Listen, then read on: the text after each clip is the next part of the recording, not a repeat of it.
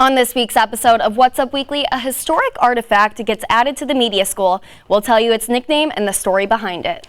And we have an entire troop full of special guests with us today. Girls from 2 Girl Scout troops join us later in studio. You're watching What's Up Weekly.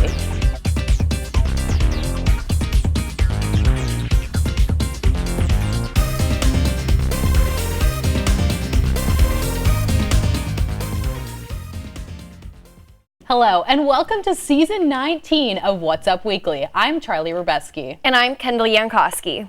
So, Kendall, I heard that you made a new friend in the media school. What is that all about? You know, I actually did, and he's kind of hard to miss.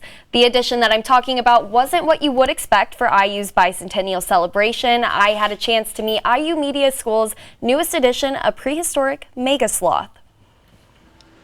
IU has commemorated its bicentennial with numerous historic additions to the school.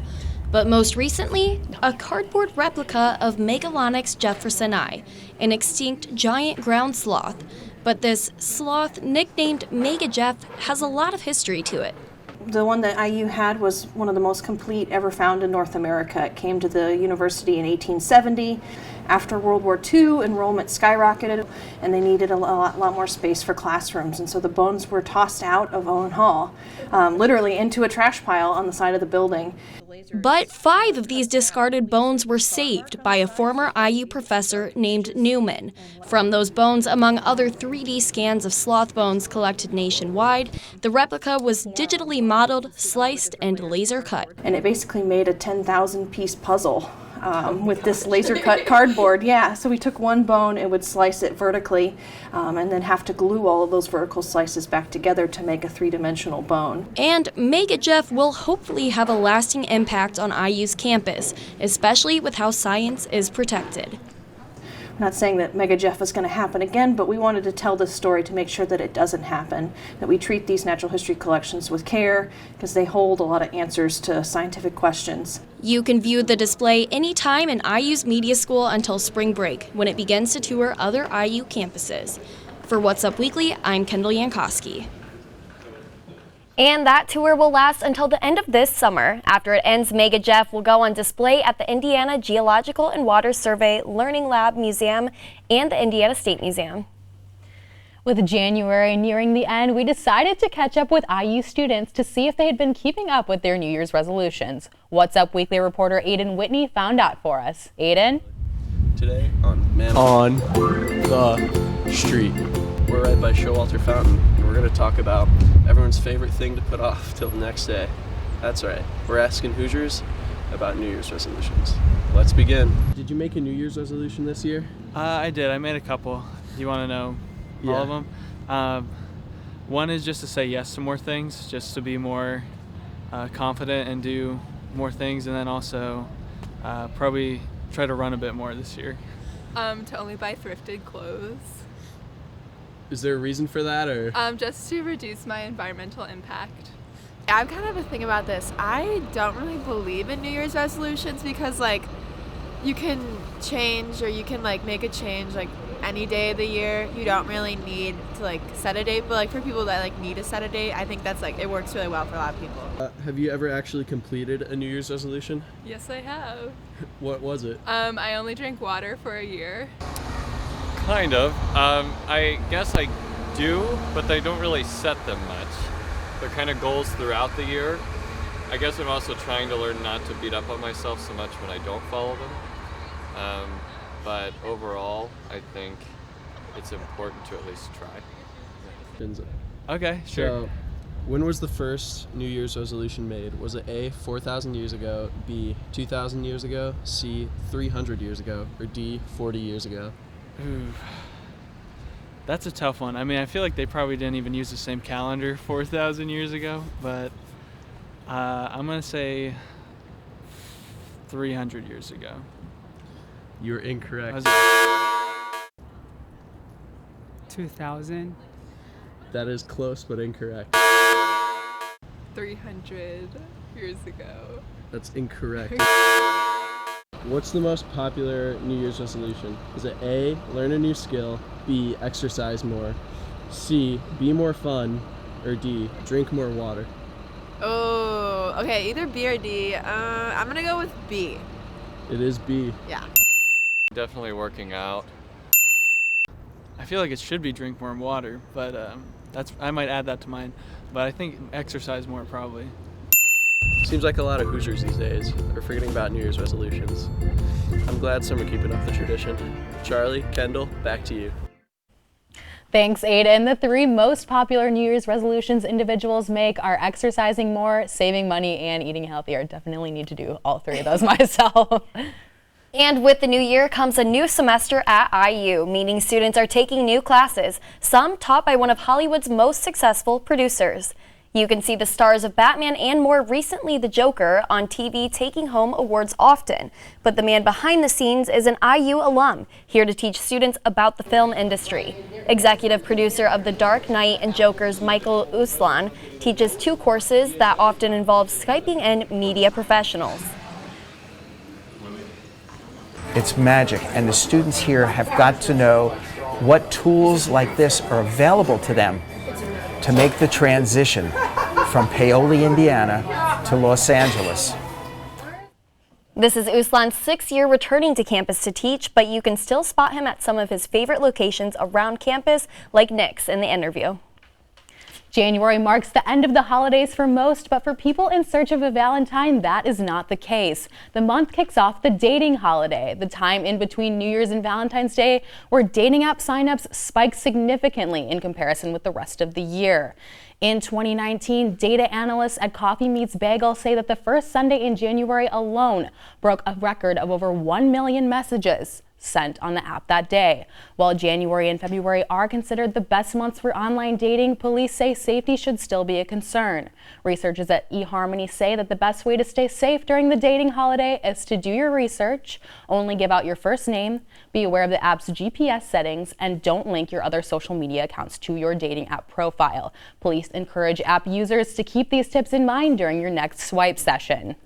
Some precautions should be taken. Anytime you are dealing with somebody you don't know, there's no face, there's no name or anything that you can really put with them. For more information about safety on dating apps, you can check out your preferred app's website. And we have some very special guests in studio with us today. Say hello to troops 3477 and 3707. Yeah, thank you so much for joining us, girls. And now usually Charlie, do the interviewing, but we thought since you guys are here, it would be fun to have you guys ask us a couple of questions that are Girl Scout cookie themed. Are you guys okay with that? Yeah. All right. And you definitely brought in quite the sample of Girl Scout cookies for us to try. So these questions will be about specific cookies, and Kendall and I are going to eat the cookie that we think is the answer to the question, and then you guys will tell us if we guessed it right or wrong. We good? Yeah. Ready? All right, perfect. Let's go. So the girls asking the questions, you guys can go ahead and introduce yourselves to the camera. Go ahead. What's your name? Sophia. Perfect. Levacy. Perfect. Lily. Awesome. So we're going to start with Levacy. You can ask us the first question. What is the most popular Girl Scout cookie? Ooh, okay, I think I have an idea. I'm going to guess Thin Mints. Oh, that's the one I'm also going to guess. All right, and I'll hit you with the Thin Mint. Here you go. All right. My first Girl Scout cookie of the season. Are we right? So good. You both are correct. Yeah. All right. All right, question number 2. Which cookie is the newest? Ooh. Is That is was a toughie. do we have the s'mores one out here? Is that one new? I'm gonna say the gluten-free Toffee-tastic is the newest. That's my guess. That is a good point because it's gluten-free. Yep. I'm gonna guess the s'mores one. It's in the very front. Oh, here, I'll grab it for you. Grab it. Yep. Oh, bummer. Have to try it. Which one? Are any of us right? Okay. No. No. No. Lemon Ups. The Lemon Ups. That's the yellow gosh. Oh. My roommate said that's her favorite. The Savannah Smiles were the old lemon cookie. Oh, okay. So did they change the name this year or change the whole cookie? Changed the whole cookie. They changed the name and the whole cookie. But it's still a lemon cookie. All right. Okay. All right. You learn something new every day. And the third question? Which cookies is also offered in a gluten-free variety? Toffee-tastic. Right? Or is this just gluten-free? And a gluten-free variety? I haven't So tried there's this one, one. there's a normal one and a gluten-free one? Maybe. Oh, oh gosh. Okay, I'm gonna say the trefoil because I think that's how I'm guessing that's the route that's my brain's going on right now.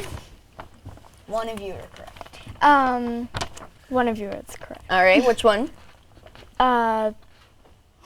Kendall. Perfect, toffee-tastic. All right, so we have time for one more question. Levacy. Time to tie it up. Yeah. Which cookie name is also the name of a 3-leafed plant? Oh. I actually did not know this one until I looked at Oh! Same. Is it trefoil? Well, I was gonna guess that one too. Oh no, that's my thought. Or, yeah, I'm gonna guess that one too. I feel like it has the clover shape on it. Exactly. Is that it? Yeah. Yeah? Woo! All right, so are we tied? No, I think you got me by one. You got me by one. Yeah. Good job, Kendall. You schooled it. Well, guys, thank you so much for coming in today. It was great to learn all about Girl Scout cookies, and I'll definitely be buying a few boxes. For sure. And we wish you all the best of luck with your cookie sales. And I think that we can speak for both of us when we say they were all delicious. Yeah, very. Thanks again, guys. And coming up, we give you the latest news in the entertainment world with trending topics. That's right. Stay with us. Yeah. Guys, that was great.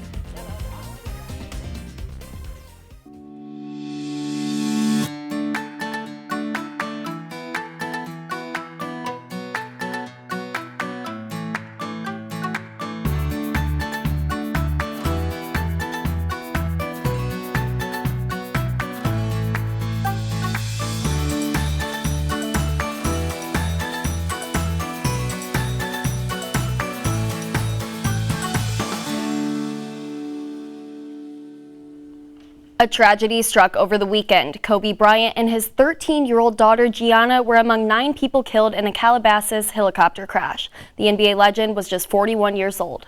The helicopter was headed to a youth basketball event in Thousand Oaks, California. Air traffic controllers say that the helicopter was granted special permission to fly despite foggy conditions that day. The controllers also informed the pilot that he was flying too low to register on radar. Police are still investigating the crash. It's also been confirmed that other deaths include Orange Coast College baseball coach John Altobelli, his wife, and their daughter, as well as one of Gianna's basketball teammates. Fellow NBA stars and celebrities paid tribute to Bryant on social media.